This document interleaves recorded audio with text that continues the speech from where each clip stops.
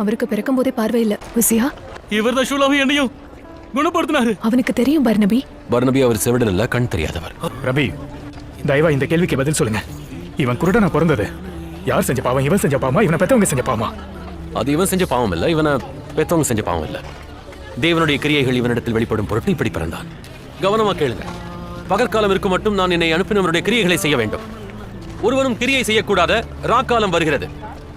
நான் உலகத்தில் இருக்கும் வரை உலகத்திற்கு ஒளியாக இருக்கிறேன். நம்ம இரவுல வேலை செய்யக்கூடாதா? பூமியில நமக்கு குறைஞ்ச நேரமே இருக்கு மத்தேயு.